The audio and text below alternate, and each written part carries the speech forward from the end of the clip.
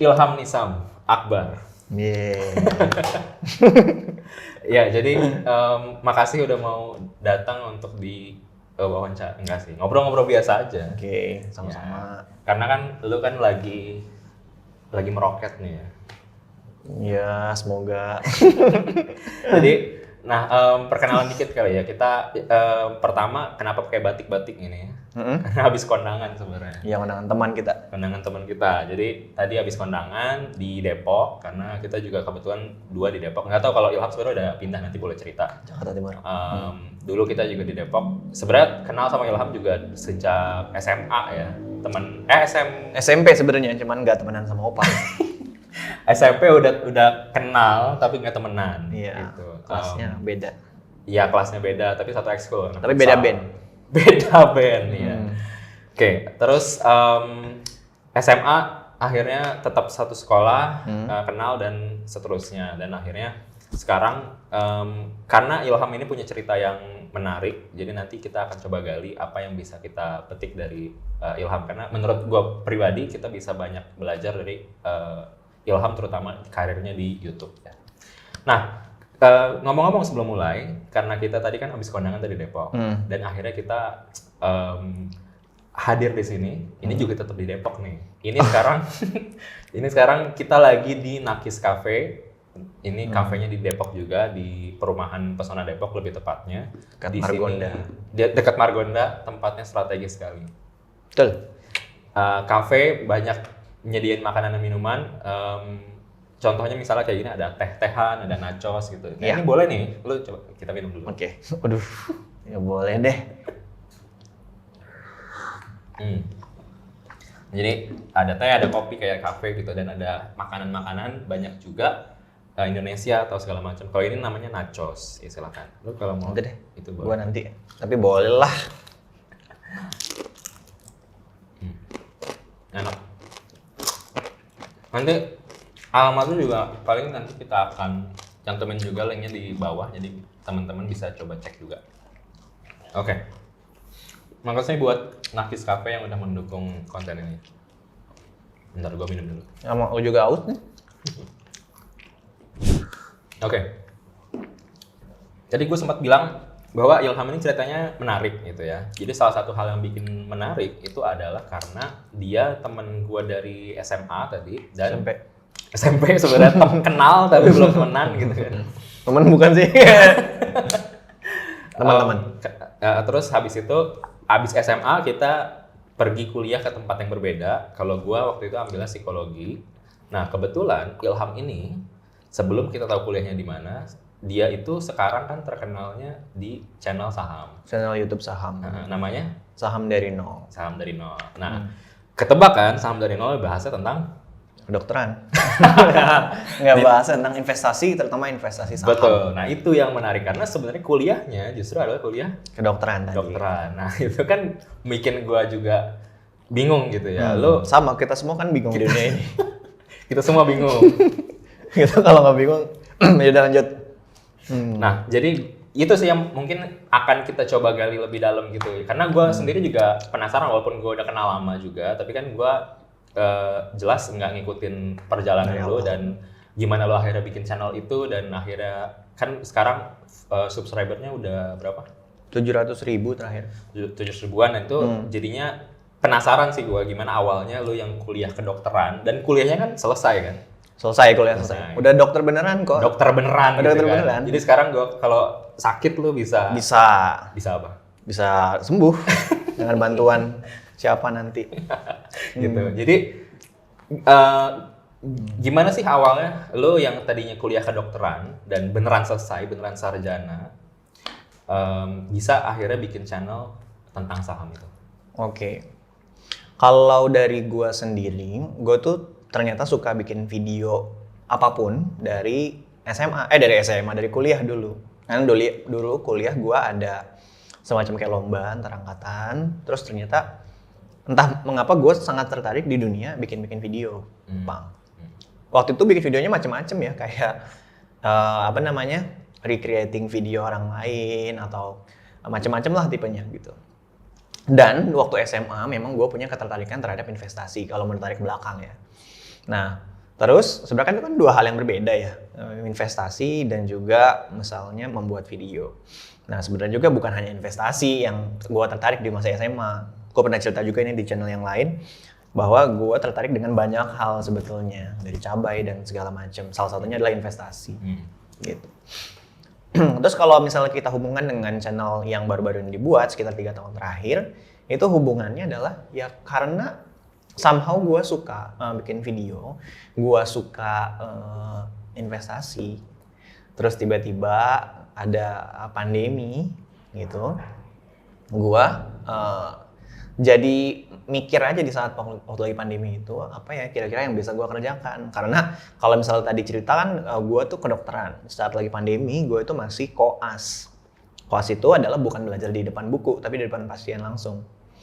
Kalau misalnya saat itu kan lagi pandemi nggak bisa ketemu orang-orang gitu, karena kan mungkin orang-orang melihatnya dokter-dokter tua daripada pada meninggal anak-anaknya gitu kan, daripada pada meninggal, jadi ditarik aja lah dari masing-masing rumah sakit satelit itu berarti rumah sakit daerah gitulah gitu.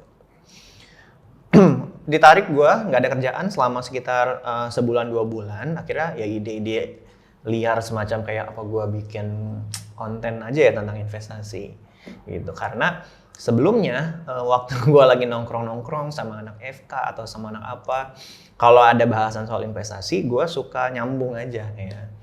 Gue bisa jelasin misalnya saham itu gimana gitu. Gue akan jelasin dia saham itu kalau lu punya warung dan bla bla bla dan bla bla bla. Dan ketika gue jelasin itu ada aja orang yang baru datang dan minta penjelasan lagi. Jadi gue mesti ngulang kan. Iya jangan lah warung bla bla bla bla bla datang lagi ya. Begitu aja terus gitu sampai ada yang datang 2, aduh gue belum kedengeran nih tadi suara lu terlalu kecil. Emang forumnya sebesar apa gue? Enggak, tapi ternyata emang kayak gitu karena orangnya silih berganti datang dengan pertanyaan yang sama gitu. Karena menurut gue pembahasan soal investasi itu selalu menarik sih. Karena kan apapun pekerjaan lu hubungannya sama uang, hubungannya sama bagaimana cara gue dapet uang saat kerja nanti dan bagaimana cara gue menggandakan dalam tanda kutip uang-uang yang gue punya. Fotokopi aja. Fotokopi bisa, cuman nggak laku gitu. Dan ilegal gitu. Jadinya ya udah saat lagi pandemi itu gue menggabungkan apa-apa yang gue suka. Ya gue cuman kayak mikir apa yang bisa gue lakukan. Terbikinlah salah satu channel yang gue ingat, oh iya lu yang nanya soal investasi. Oh iya gue bisa bikin video, gue suka ngerjainnya tanpa dibayar pun gue akan mau. Dan waktu itu gue berarti kan punya waktu luang karena gue nggak ngapa-ngapain. Oh, karena pandemi itu. Karena pandemi. Ya. Gue tuh mulai ditarik dari rumah sakit itu sekitar tanggal Maret gitu, kalau nggak salah 2 Maret deh. 2020 gitu. Maret gue ditarik, Maret, April, Mei, Juni, 3 bulan kemudian si saham dari nol gue buat. Ya. Dengan beberapa video, mungkin sekitar 5 video awal atau berapa gitu. Waktu itu gue karena gak ada kerjaan jadinya bisa bikin banyak video, nggak kayak sekarang juga ya beda lah gitu. Sekarang juga nggak ada kerjaan sih, cuman di saham dari nol doang gitu. Yeah. Tapi akhirnya ya udah jadi itu. Kalau misalnya tanya awal mulanya itu ya karena ketertarikan yang gue punya. Okay. Lalu gue satukan. Yeah. Gitu. Kan lu bilang lu lagi nggak ada kerjaan dan akhirnya lu punya hobi bikin video. Tadinya emang sering bikin video juga. Waktu itu ada lu pernah bikin remake video klip juga. Iya betul. Hi-Fi. Iya Hi-Fi bisa dicek di YouTube-nya FK Unpad. Iya, jadi kelihatan bahwa sebenarnya lu emang punya minat lah untuk memproduksi video. Oh dan yang paling penting sebenarnya gue dikomentarin juga sama si Hi-Fi. Oh iya, di-notice sama Hi-Fi. Dalam arti gue jadi punya kepercayaan diri untuk kayak oh anjir video gue ternyata bagus. Ternyata gue becus ya. Ternyata gue becus. Dengan gue bikin pakai kamera doang sederhana, cut. Ternyata di-notice gitu bahwa lucu apa videonya atau apa gitu. Lo jadi apa sih, director atau apa? Semuanya, gue kameramen, editor. Kalau gak ada. Tapi gue lucunya saat itu gue nggak punya keahlian untuk megang kamera. Gue nggak punya keahlian untuk ngedit video. Bahkan sebelum gue syuting, itu gue bilang sama kru-krunya, itu gue cabutan juga. Itu tuh teman-teman gue yang karena angkatan gue ikut lomba, jadi mau nggak mau gue tarik nih yang mana yang cakep ya gue tarik gitu. Jadi kayak oh ini mirip sama ini gue remake lah video Hi-Fi itu yang remaja. Gue saat lagi meeting itu jam 4 jam 5 sore, seingat gue jam 5 gue bilang ke mereka, gue nggak tahu cara bikin kamera, gue nggak tahu cara ngedit video, gue nggak tahu semuanya. Tapi kita kemungkinan besar. Tapi kalau misal videonya nggak jadi, gue harap teman-teman senang-senang di Bandung. Oh, Gitu. Karena waktu itu posisinya di Jatinangor. Yeah. Itu sejam sampai 1,5 jam lah nyampe Bandung. Ya. Gue bilang kayak gitu, kayak gue nggak janji apa-apa, gue nggak bisa apa-apa. Tapi semoga kalian senang-senang aja di sini. Ya. Gitu. Akhirnya lo menang nggak? Oh, kalah. Dan akhirnya emang dapetnya senang-senang doang. Enggak. Akhirnya videonya jadi, gue menang juara 2. Juara 2. Gue juara 2. Oke. Dari 2 sih. Enggak, gue juara 2 dari banyak video sebetulnya. Dari banyak video? Dari banyak 3? video, 3.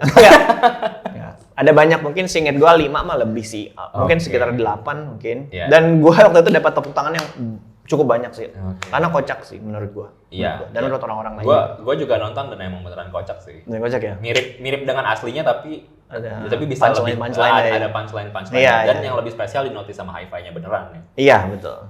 Oke. Nah, lu udah punya minat produksi videonya, lu merasa becus dan lu merasa oh gue ternyata ada sesuatu yang bisa gue explore di bidang ngedit video. Iya. Nah, tapi yang sedikit nggak nyambung kan berarti ketika lu lagi nggak ada kerjaan di kuliah kedokteran itu, kenapa lu nggak bikin video tentang kedokteran aja? Oke. Wah, ini pertanyaan menarik sebetulnya. Gue gak pernah bilang ini kemana-mana sebetulnya. Gue sangat tertarik untuk bikin konten soal kedokteran. Ya. Tapi gue rasa lingkungan kedokteran sendiri yang kalau gue salah dikit misalnya bukan vitamin A tapi vitamin B, itu gue nggak suka kalau gitu ya.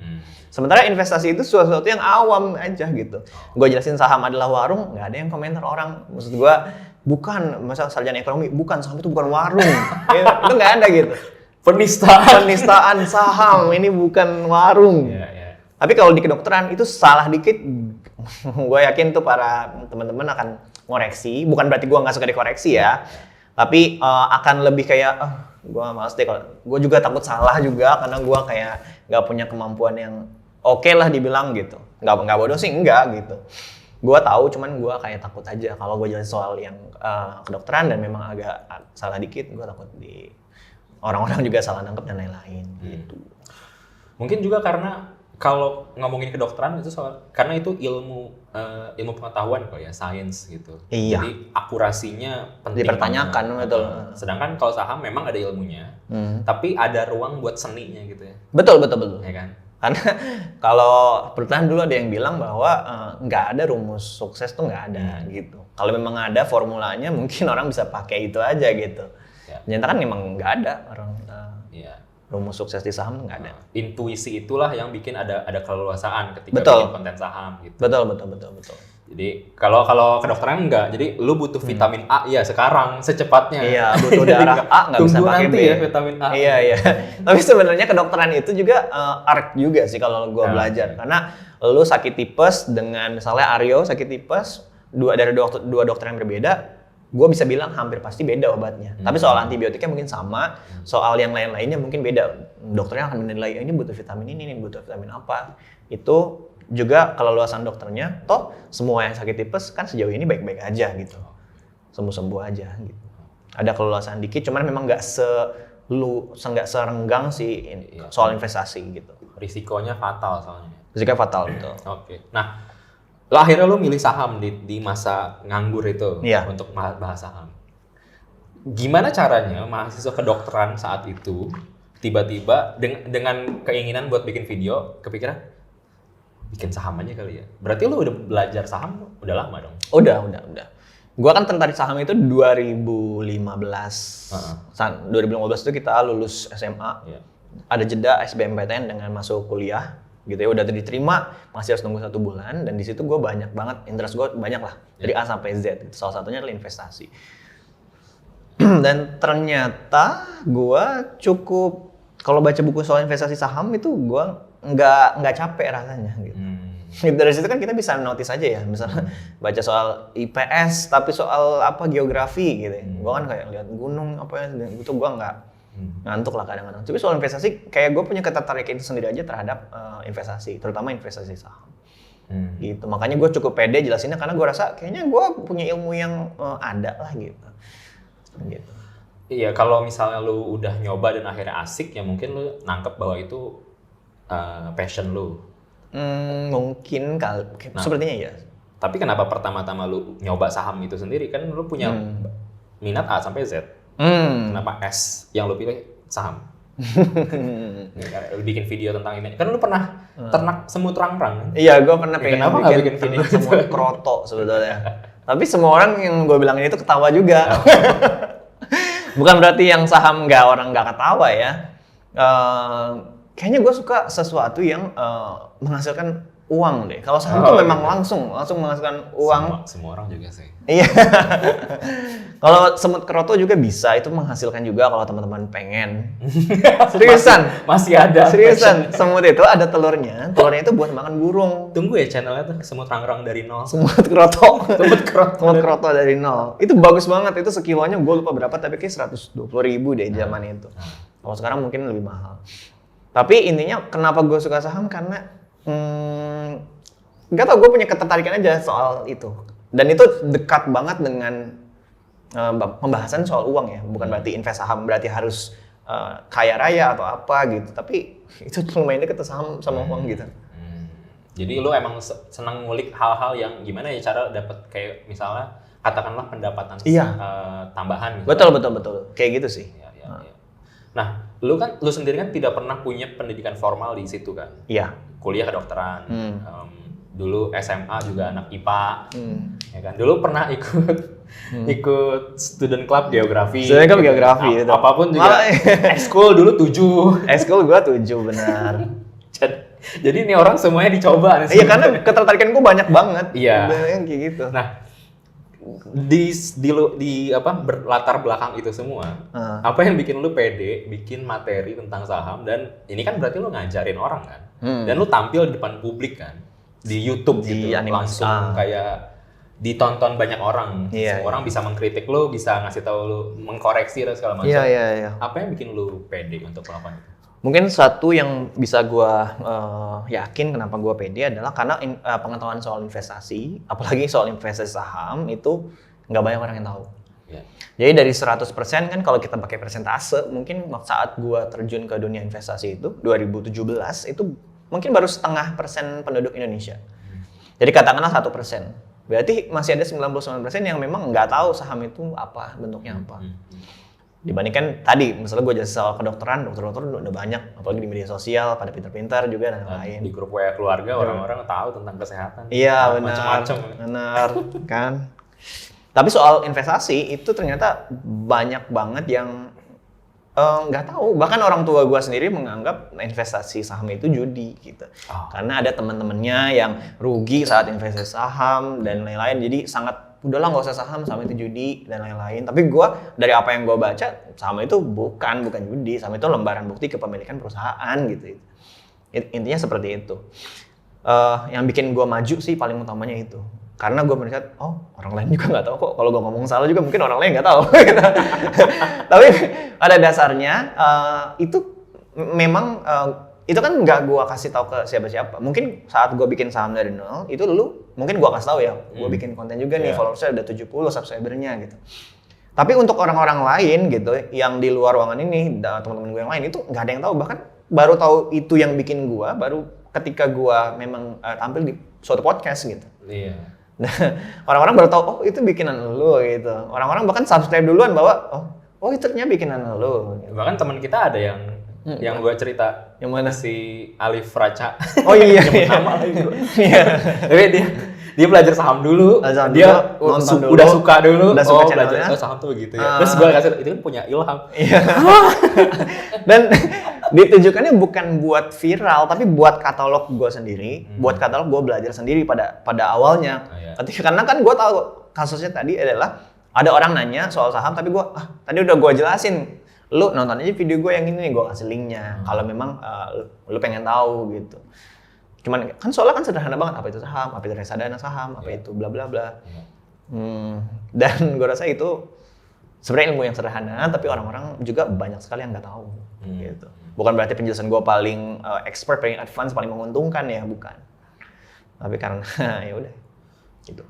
Dan gimana cara lu mengejar ilmunya itu sendiri? Karena kan lu nggak pernah belajar formal itu. Lu mendapatkan semua ilmu itu dari mana dan gimana caranya?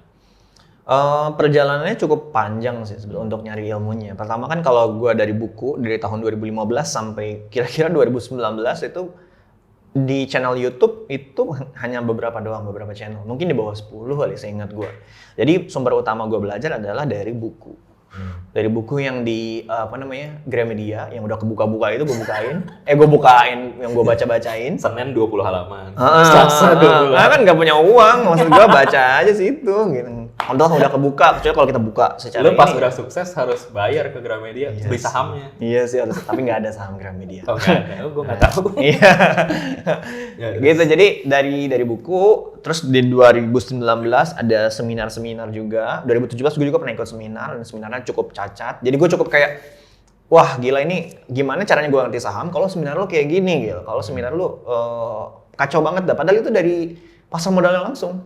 Jadi perwakilan pasar modal di daerah, waktu itu di Bandung gue ikut, naik bis gue dari Jatinangor ke sana, datang untuk menemukan penjelasan-penjelasan yang cacat banget menurut gue. Gue nggak ngerti, gue pulang keluar dari sana, gue nggak tahu tadi apaan ya, gue nggak tahu tuh soal itu. Tapi mulai jelas lagi ketika gue di tahun 2019 ketemu sama ada suatu investor, terus gue juga kayak, oh ternyata memang saham bisa dinilai dari sini ya. Dari saham adalah sebuah bisnis dan lain-lain, dan beliau menjelaskannya cukup sederhana juga buat gue. Jadi gue nggak merasa kayaknya harus sarjana ekonomi deh, gue baru bisa investasi saham dengan baik. Enggak. Bahkan beliau yang kebetulan beliau memang kayak mantan dosen di FEUI juga gitu. Dia menjelaskannya bahwa nggak butuh jadi seorang akuntan untuk bisa investasi di pasar modal gitu. Selesai seminar itu gue kan nge-instagramin, gue storyin, gue posting di Instagram gue mention beliau balas thank you, terus gue balas lagi sama-sama Pak, saya ini masuk ke kedokteran dan merasa sangat terbantu dengan konten-konten Bapak gitu. Terus beliau balas lagi bahwa good for you, materi saham ini sangat lebih mudah dipahami daripada lu harus belajar soal kedokteran. Kata dia kayak gitu. Jadi beliau aja yang udah puluhan tahun di dunia pasar modal itu mengencourage gue bahwa saham ini nggak ada apa-apanya dengan cara lu menjadi dokter gitu. Jadi seakan-akan lu udah survive di kedokteran kayak gini doang sebenarnya. Betul. Dan ternyata ketika dia praktekin juga yang nggak butuh ilmu yang macam-macam ya untuk bisa sukses berinvestasi di pasar modal gitu. Dan jadinya waktu gue sharing ilmu di YouTube, gue cukup yakin bahwa ini esensial video ini, walaupun sederhana tapi esensial. Nggak perlu yang gue ngitungin discounted cash flow untuk beberapa tahun ke depan, gue forecast ke 5 tahun 10 tahun ke depan, itu nggak perlu sih. Kalau bisa ya bagus aja gitu. Tapi yang penting pola pikirnya harus benar aja sih, runtut. Ya. Ketika lu pertama kali terjun ke YouTube, pasti kan lu nyoba-nyoba dulu kan sebenarnya. Iya sih. Nah, di momen apa lu memutuskan kayak ternyata bisa, dan akhirnya gue lanjutin aja untuk karir di YouTube gitu kali ya? Iya. Gua mau cerita soal di YouTube gue, itu bukan video pertama gue. Di YouTube bentuknya animasi dan segala macam, bukan. Tapi video sebelum-sebelumnya ada gue video remake-nya Raditya Dika sebenarnya. Waktu dia kalau nggak salah 4 juta atau 5 juta subscriber, dia ya, Malam Minggu Miko ya. Remake apapun video Raditya Dika, nanti hadiahnya adalah mobil. Oh, oke. Ya kan? Dapat? Enggak lah. Jadi kandidat aja enggak. Gitu. Tapi hadiahnya mobil, jadi gue coba aja sekalian gitu. Dan gue jadi nggak malu-malu banget lah, kayak ngapain sih lu bikin video mobil bro, hadiahnya gitu kan. Alasannya ada. Jadi bisa ngajak orang juga. Bisa ngajak orang juga bahwa hadiahnya mobil, ya kan. Tapi dari situ ada lagi video yang tadi remake video hi-fi lah dan segala macam. Barulah YouTube saham itu. Nah, kenapa gue bisa cukup yakin itu juga nggak sengaja juga, karena ternyata setelah gue bikin video publish, itu ternyata ada yang nge-subscribe gue gitu. Nge-subscribe gue kayak sampai 1.000 lah atau kan syarat di monetisasi di YouTube kan 1.000 ya. Maksudnya keluarga GoPay lah 500. Kalau bisa 500. Itu baru keluarga besar Bapak. Iya. Teman-teman dari SMA juga nyampe lah 300. Enggak kayak gitu. Terus. Tapi pada awalnya memang itu sampingan kan. Bahkan gue nggak ekspektasi bahwa itu akan bahwa gue akan serius di YouTube seperti sekarang ini gitu. Hal yang membuat gue kayak udah kayaknya ngerjain YouTube aja deh itu karena pasti karena YouTube itu menghasilkan AdSense duit gitu pada suatu waktu gitu. Dan kebetulan itu jaraknya cukup dekat dari gue bikin video sampai dengan gue menghasilkan uang pertama kali dari YouTube itu jaraknya cuma 6 bulan. Gue anggap itu dekat 6 bulan karena kalau sebagai perbandingan ya misalnya Mr. Beast aja bilang lu bikin 100 video dulu deh gitu. Jangan datang ke gue kalau belum 100 video. Artinya 100 video itu aja kalau bisa hari bikin satu kan paling cuma dekat juga ya 3 bulan. Enggak, maksud gue. Kalau gue baca-baca pengetahuan dari orang lain itu di atas 6 bulan gitu. Kecuali memang super banget lah 2-3 bulan atau sebulan atau seminggu, gue juga nggak tahu mungkin bisa dimonetisasi. Tapi nah saat itu sebenarnya itu Desember itu mulai pertama kali YouTube gue ada duitnya katakanlah itu Desember. Sementara gue baru selesai internship jadi dokter tapi dokternya harus magang dulu di suatu rumah sakit itu sekitar bulan Maret. Jadi kan statusnya sebenarnya gue masih punya 2 pekerjaan saat itu. Gue YouTube dengan penghasilan yang nggak seberapa sebenarnya, dengan gue tetap jadi dokter dengan gajinya saat itu lebih besar daripada di YouTube. Dokternya pun gitu padahal. Tapi yang akhirnya memutuskan kenapa gue serius di YouTube karena gue rasa gue lebih enjoy ngerjain sesuatu yang gue suka juga kebetulan gitu. Bikin video, investasi. Maksud gue edukasi soal investasi dan gue bisa ngerjain itu dimanapun juga berbanding terbalik dengan dokter yang harus di rumah sakit atau gimana gitu. Kayak gitu. Dokter juga gue suka kalau orang nanya soal penyakit apa demam berdarah gue akan jelasin dengan baik juga, gue bisa juga. Bukan berarti gue nggak enjoy tapi lebih enjoy gue ngerjain yang investasi saham dan segala macam. Lebih enjoy. Yang gue tahu kan lu juga mengencourage orang ya untuk juga berkarir di YouTube ya. Iya, gue suka banget sih. Kan? Ada beberapa temen yang akhirnya lu lu semangatin lah dan lu support juga kan dengan konsep, dengan ngasih tahu ilmu, minjemin properti atau segala macam supaya mereka juga bisa. Kenapa? Karena gue rasa nggak ada minusnya untuk bisa lu bikin video di YouTube dan jadi apalah gitu. Kalau misalnya lu katakanlah dokter gigi terus bikin video di YouTube soal apa cara membersihkan gigi atau apa gitu, mengunyah batu es terlalu menyakitkan atau apa, itu tuh nggak ada minusnya gitu. Lu sekaligus mendokumentasikan kegiatan lu sendiri, terus lu meningkatkan kredibilitas dari pekerjaan apapun lu. Misalnya lu fakultas hukum, lu jelasin soal misalnya hukum-hukum apa di Indonesia yang berlaku dan segala macam, itu sama sekali nggak ada minusnya. Dan kalau memang ternyata ada audiensnya, itu kan akan jauh lebih baik lagi gitu. Gua kalau memang tetap pengen jadi dokter, maksud gua kalau kontennya soal kedokteran itu kan jadi nggak ada minusnya. Orang-orang tahu gua dokter dari YouTube. Gua kerja di rumah sakit jadi dokter itu kan mungkin akan lebih percaya lagi dengan apa yang udah gua sampaikan. Audiens gua ada banyak nih gitu ya. Seperti itu. Jadi sangat sayang kalau lu nggak nyoba untuk bukan berkarir sih, untuk bikin dokumentasi di YouTube. Jadi ngelihatnya perspektifnya semacam katalog. Jadi betul. Kayak semacam passive income. Mungkin kalau ada duitnya. Kalau ada duitnya. Kalau bukan cuma enggak buat income sih ya, buat katalog yang kalau dia didiemin dan lo punya suatu profesi itu bisa bikin awareness lo bisa semakin luas gitu tentang apa yang lo lakukan, nambahin kredibilitas. Nambahin kredibilitas terutama sih. Gitu. Nah, kalau ada orang yang juga minta saran ke lo gitu, kalau misalnya mereka mau bikin YouTube dan lu merefleksikan ke pengalaman lu sendiri.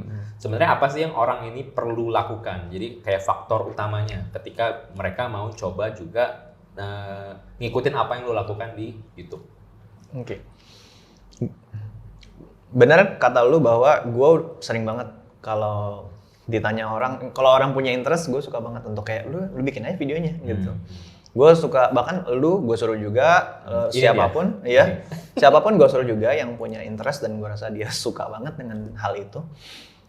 Jadi kunci utamanya untuk bisa survive di dunia YouTube menurut gue adalah lu harus punya keinginan yang kuat terhadap sesuatu. Lu harus punya obsesi terhadap sesuatu. Oh, sesuatu yang dibahas itu. Sesuatu yang dibahas itu. Okay. Lu obsesi misalnya bahas soal buah, lu harus suka banget memang pada dasarnya lu punya interest soal buah-buahan gitu. Okay. Bukan berarti ada buah nih, ada kamera nih, gue review buah kali ya gitu. Ini bisa jadi kerjaan gue nih review buah gitu. Kan buah kan dunia ada ribuan, gue bisa review banyak buah gitu. Buah hati, buah tangan. Buah bibir. Buah. Jadinya lu kalau misalnya lu nggak suka soal buah, lu akan terpaksa untuk ya udah lu cari informasi soal buah bibir, maksud gue buah apel gitu lu cari. Memang akan menarik pada awalnya gitu ya, masih banyak buah apel nih asalnya segini, warnanya sekian banyak, buah nangka, buah nanas dan segala macam. Tapi ada suatu ketika lu akan, gue nyebutnya apa ya, burn out sendiri terhadap apa yang memang lu kerjakan saat itu gitu.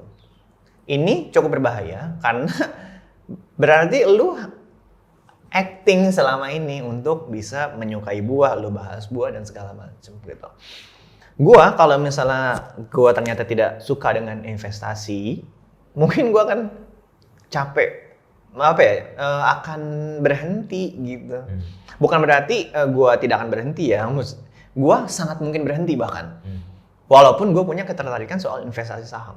Karena gue rasa itu, malah kan dia cari materi ini ternyata dan segala macam. Yang padahal tadinya gue baca saham itu kan bisa lama banget, bahkan gue nggak tidur, bahkan tidurnya jadi jam 2 pagi karena sekedar baca laporan keuangan. Jadi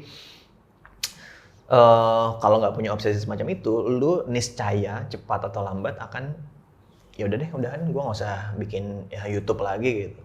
Apalagi nanti didorong faktor kayak udah mah acting, suka buah-buahan, nggak ada yang nonton video YouTube-nya.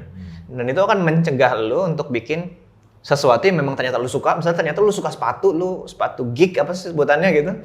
Dan lu mungkin shoe geek mungkin, atau maaf ya pencinta sepatu. Ketika lu punya kesukaan terhadap sepatu, ntar lu punya kepercayaan, gue bikin video susah nggak ada yang nonton gitu. Itu akan berbahaya karena jadinya kapok jadi statusnya gitu. Mungkin bahayanya, mungkin yang bikin orang susah konsisten ketika bikin sesuatu di YouTube atau mungkin di platform lain gitu ya, ketika mereka mencoba untuk membuat konten adalah karena mulainya dari hobi nggak sih? Karena gini, ketika lu punya hobi dan lu tadi cerita misalnya lu emang secara intrinsik suka saham, awalnya lu baca-baca saham tuh emang untuk kesenangan pribadi. Iya. Nah, yang bikin lu bolak-balik halaman demi halaman itu karena lu menikmati itu aja. Iya. Tapi ketika lu lepas itu ke publik, akhirnya lu kayak memosisikan ulang kesenangannya bukan di itunya secara intrinsik, tapi jadi ke views misalnya. Iya. Subscribe misalnya. Iya itu. Jadinya otomatis yang tadinya lu suka intrinsik. Jadi nggak nikmat sih. Jadi kayak, tapi kok nggak ada yang nonton sih? Apa? Ya udahlah. Malah hobinya jadi hilang gitu. Iya. Menurut lo gimana? Lo ngalamin itu gak? Gua karena udah banyak audiensnya, gue pernah merasakan hal itu sih, gitu. Tapi kayaknya gue akan balik lagi. Yang bikin gue semangat lagi adalah gue di sini sifatnya berbagi apa yang gue pelajari aja juga. Balik lagi ke dalam. Ya udahlah, ini kalau misalnya nggak bermanfaat buat orang lain, seenggaknya bermanfaat buat gue. Karena gue nggak bisa terusnya bikin kayak big hits YouTube trending, apalagi soal saham nggak mungkin trending gitu. Jadi gue merasa cukup dengan apa sih, nyambung nggak sih dengan pertanyaan tadi? Ya, mindsetnya ikhlas aja. Ikhlas aja. Jadi kalau berpatok pada views dan segala macam, nggak bisa deh. Emang nggak bisa ya? Nggak bisa, dan itu akan membuat lu stres banget sih. Dan di dunia YouTube ini stres karena sebegituan itu banyak. Iya. Kalau gue datang ke kantor YouTube, ya dapatlah laporan-laporan seperti itu. Sebenarnya secara general ketika kita minta validasi dari orang kan kita nggak bisa ngontrol itu. Iya, kan? berbahaya. Orangnya mau validasi lu atau enggak. Iya. Kalau lu bergantung sama itu, ya lu nggak bisa ngontrol istilah self worth lu sendiri gitu. Betul. Oke. Nah, balik ke video lu itu kan awalnya animasi. Ya sampai sekarang kayak masih animasi. Masih animasi. Artinya nggak ada mukanya gitu. Dan akhirnya lu belakangan kayaknya Juli kemarin ya? Iya, sekarang bulan Agustus. Kayaknya Mei gue ada syuting di sana. Mei. Sirkulitas. Oke. Kayaknya ya. Berarti lu udah mulai syuting di Mei itu. Menampilkan muka lu gitu. Gue penasaran dikit aja sih. Awalnya kenapa lu bikinnya animasi aja tanpa ada muka lu? Terus sekarang entah setelah berapa 3 tahun berjalan lu akhirnya kayak inilah gua gitu. Iya. Kenapa animasi? Sebenarnya walaupun gua tahu yang tahu investasi itu cuma dikit, tapi tetap gua takut aja kayak saham itu bukan warung. Gitu. Gua takut tetap dimarahin. Jadi gua share sebagai anonimus bahwa saham adalah warung dan segala macam. Gua jelasin kalau salah yang ternyata enggak begitu salah-salah amat sih penjelasan gua. Bahkan banyak yang nonton sampai sekarang kan 700.000 orang lah yang rela untuk mensubscribe. Artinya ternyata ketakutan gua terhadap haters itu ternyata terlalu besar ternyata. Ternyata apa yang gua berikan itu cukup baik bagi orang-orang dan orang menerima. Tapi kenapa animasi? Jawabannya itu karena gua takut bahwa penjelasan gua salah dan gua salah total. Jadi gua kabur aja kalau misalnya ternyata banyak yang nggak suka ilmu gua. Dengan mudah gua kabur dan gua kayak itu bukan channel gua, itu channel nggak tahu siapa. Gitu. Kebetulan suaranya mirip gua. Dan mirip Radit katanya. Oh, enggak. Oh, iya, kemarin lu habis diundang Radit ya? Iya, udah ketemu padahal enggak. Ternyata enggak mirip suaranya. Nah, terus kenapa gua akhirnya tampil ke dalam publik sebelum gua ditawari sama salah satu sekuritas untuk podcast mereveal identitas di sana, gue memang sempat kepikiran kayak suatu saat gua bakal tampil ke publik deh. Karena bagaimanapun rasanya apa ya? Gua nggak tahu apa alasannya. Gua merasa kayak suatu saat akan tampil ke publik deh. Gitu doang gitu. Kalau misalnya mau orang-orang mungkin akan lebih percaya kalau ada gue nggak tahu sih jawabannya apa. Gue pengen aja tampil di publik padahal gue introvert guys, Ya ini kali ya apa salah satu lu mulai membranding diri lu mulai lu embrace gitu bahwa Ilham Nisam itu salah satu dimensi diri lu adalah gue bisa bicara tentang saham. Mungkin kali ya. Kayaknya iya ya, memperbesar peluang juga sebenarnya sih. Karena tadinya lu nggak bisa kayak ngisi seminar atau segala macam. Betul, sekarang bisa guys sekarang. Undang. Nakis Cafe. Ya kan ngisi seminar. Jadi nggak usah pakai topeng gitu. Iya, benar. Iya. Oke, itu alasan yang akan gue pakai di podcast selanjutnya. Gue yang bikin. Iya. Oke, berarti lu kan udah jalanin ini 3 tahunan lah ya? 3 tahun, lebih, dikit. 3 tahun 3 tahun 2 bulan. Kalau lu boleh refleksiin pelajaran yang lu dapetin selama 3 tahun ini, sebenarnya dari proses lu berinvestasi saham, investasi saham dulu ya, YouTube-nya mungkin belakangan satu-satu. Dari apa yang lo lakukan dalam berinvestasi saham dan mengajarkan saham itu, lu dapat pembelajaran apa dalam hidup lo yang mungkin menarik buat dibagiin? Apa ya? Kalau soal investasi sahamnya, sepertinya nggak banyak sih yang bisa dipelajari. Soalnya investasi saham kalau emang bener itu nggak ada rasanya, kayak lu cuman tahu ini perusahaan bagus masukin uang. Mungkin pelajarannya adalah harus sabar sih kalau itu. Sabar. Karena tidak seperti yang kebanyakan orang bayangkan bahwa punya 10 juta masukin ke saham terus sehari naik 10%, bawa pulang 11 juta. Gitu 1 juta gitu. Enggak, padahal ekspektasi gua di saham juga kalau gua dapat 20% setahun dalam 365 hari itu sangat baik, sudah sangat baik.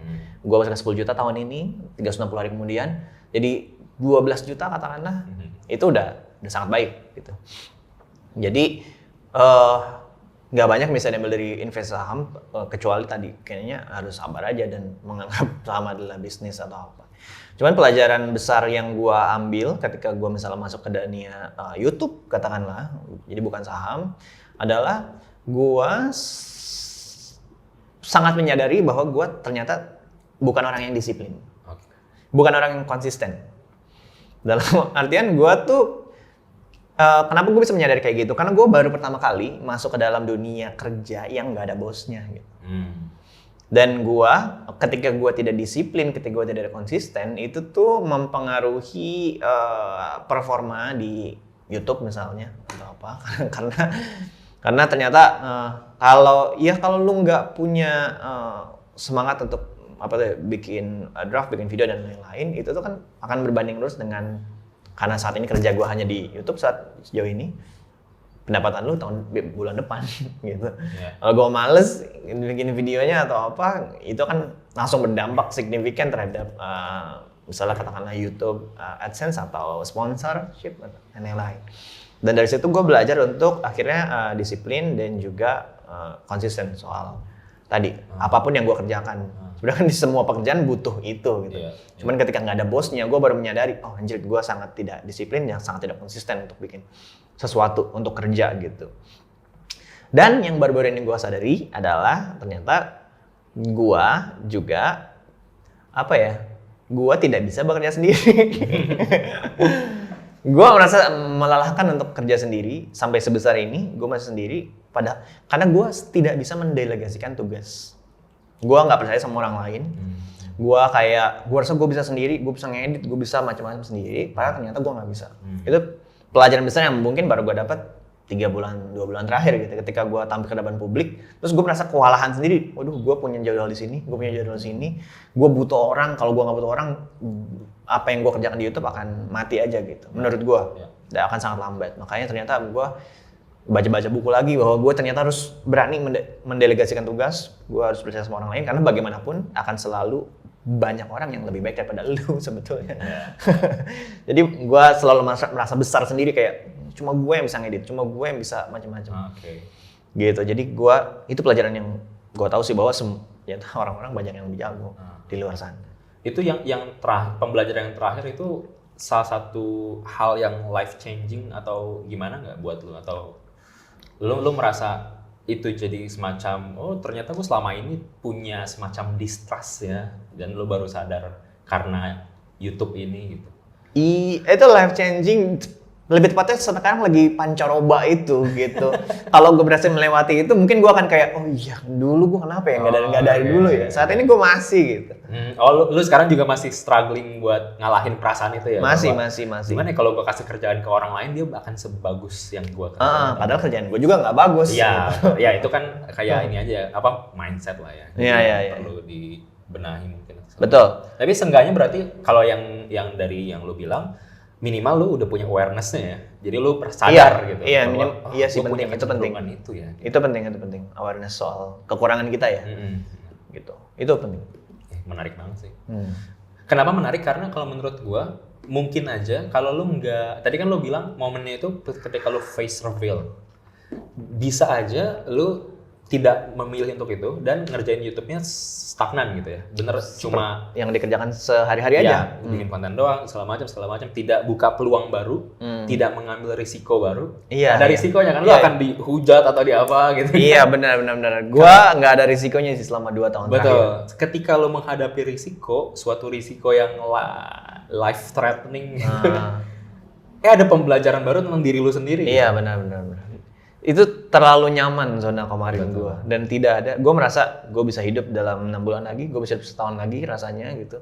Tapi kalau sekarang gue di masa ini kayak, wah kayaknya gue harus punya sesuatu, karena kebetulan muncul mukanya tawaran opportunity terbuka kemana-mana, dan gue merasa gue terlalu kecil untuk bekerja sendirian gitu. Akhirnya ya, seru sih sebenarnya perasaan seperti ini. Sebenarnya seru tapi stres ya. Pasti stres. Dan itu yang susah sih kalau untuk belajar hal baru tuh seringkali kita emang harus kayak ambil risiko ya. Ambil risiko buat gagal. Risiko buat gagal. Kalau nggak ambil risiko ya nggak pernah ketahuan gitu gua siapa sih. Iya, benar. Lebihnya apa, kurangnya apa. Betul. Harus ambil risiko. Menarik juga. Dan salah satu risiko yang lo ambil itu kan kalau sekarang kedokterannya udah nggak jalan. Iya. Nah, itu kenapa? Lu bener kan? Lu nggak lanjutin kedokteran lu? Gua terakhir kali jadi dokter itu April 2022. Jadi udah 1 tahun 4 bulan. Gue terakhir kali gua jaga. Gitu. Jujur gua memang udah banyak yang lupa sih, tapi gua cukup yakin kalau gua recall pasti sebenarnya nyambung banyak lagi, karena kan orang-orang juga masih pada nanya ke gua, ini sakit apa, ini obatnya apa, jadi ya gitu. Tapi kalau disuruh praktek besok mungkin gua harus baca banyak sih. Gua akan deg-degan sih itu. Kayak kalau sekarang gua pingsan. Nah, gua akan bingung sih. Mungkin gua keluar aja. Panggil dokter yang asli. Dokter yang asli. Itu kan risiko yang besar nggak sih untuk kayak hal yang Besar sekali. Apa yang lu pelajari dari keputusan itu? Ada sesuatu gak? Kalau lu pengen nggak boleh setengah-setengah sih dalam mengerjakan suatu hal.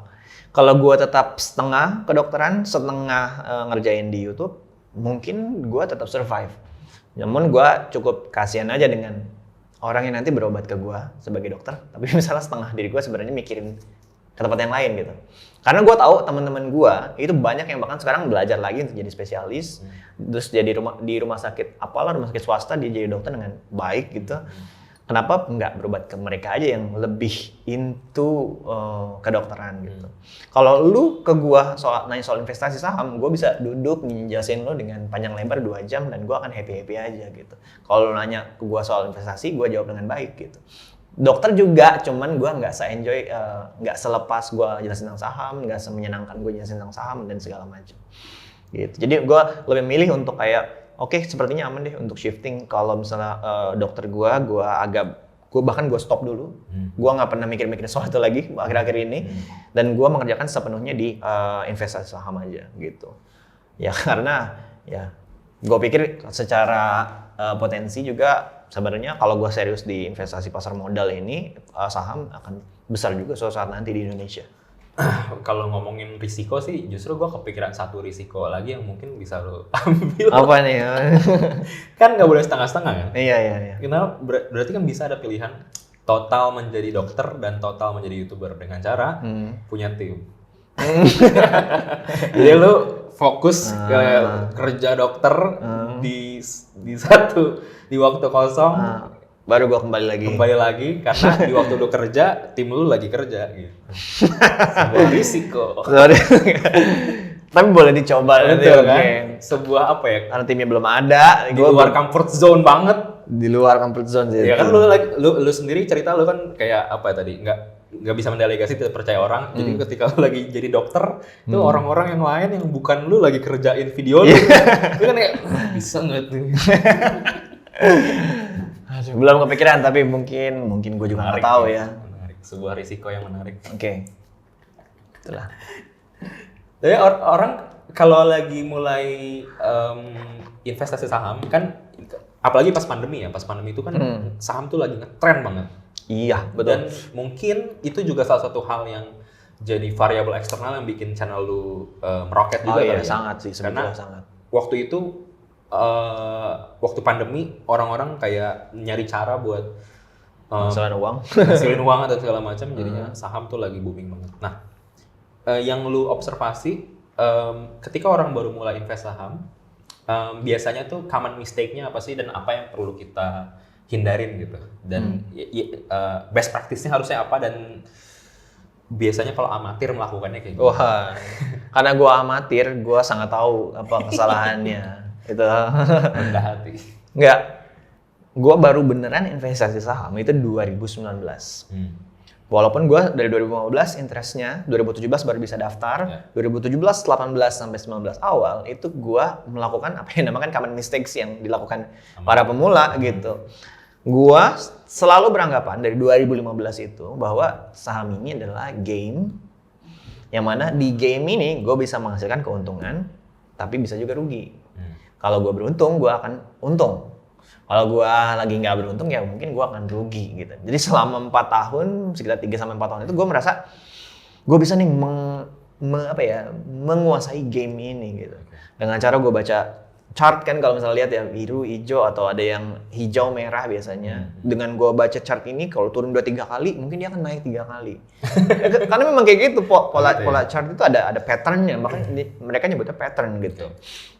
Jadi gue pelajari, cuman ketika gue beranggapan bahwa saham adalah sebuah game, gue tidak menemukan kenyamanannya. Maksudnya kok bisa orang kaya dari saham, padahal dia harus ngeliatin, maksudnya monitornya setiap hari atau apa. Ini tidak sesuai dengan apa yang gue bayangkan investasi saham dan bisa bikin kaya atau apa. Masa sih gue harus ngeliatin ini terus gitu. Gitu. Common mistake adalah di sana tadi. Itu udah salah banget, dan gue yakin semua orang yang masuk ke dalam saham itu merasa saham adalah game.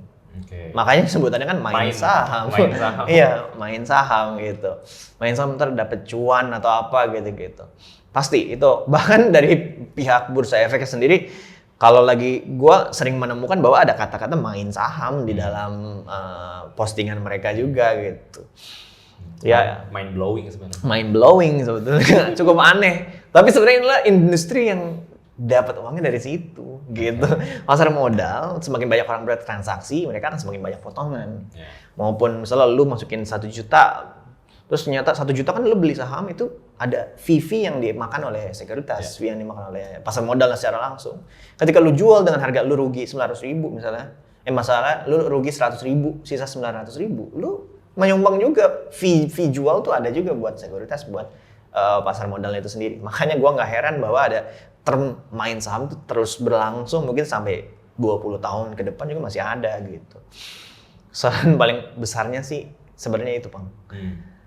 Tapi yang membuat gue berubah ya ketika gue tahu bahwa saham itu ya kayak gue misalnya punya bisnis, misalnya Nakis Cafe gue punya 10%-nya.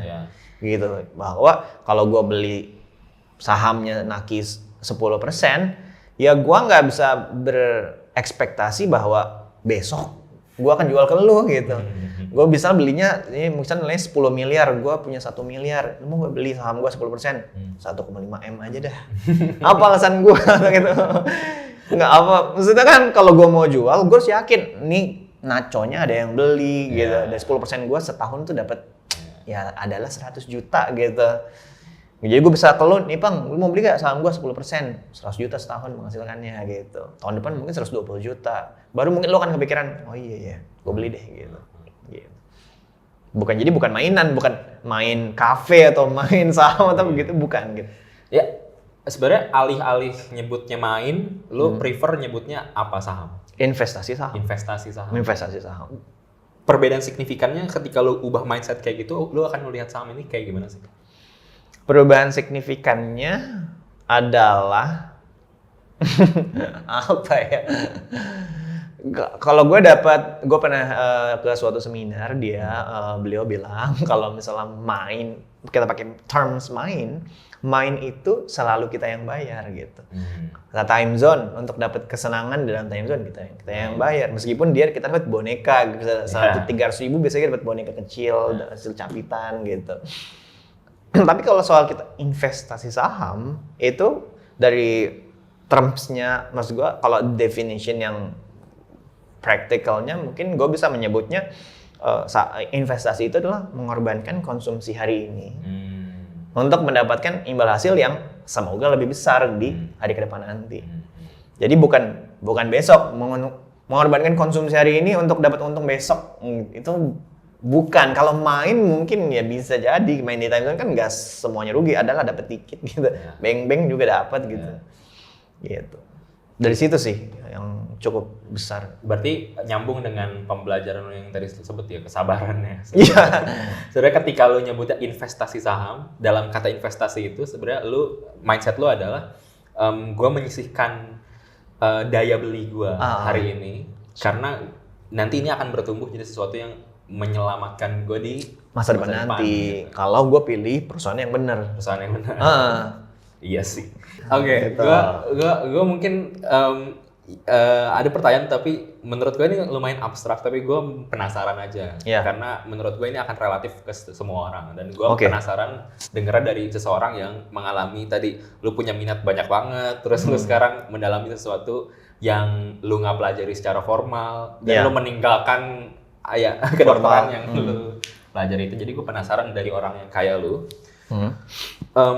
lu melihatnya ini agak abstrak tapi nggak agak filosofis tapi nggak apa ya. Buat lu dibilang gagal itu jika lu apa? Waduh, pertanyaannya apa ini? Gue dibilang gagal kalau apa? Iya. Gue jawabnya yang ada di otak gue aja ya berarti ya? Iya dong, masa otak gue. Oh iya benar. Aryo. Iya, masa otak-otak. Otak-otak. Apa ini adalah nachos dari Nachos, enak banget ini.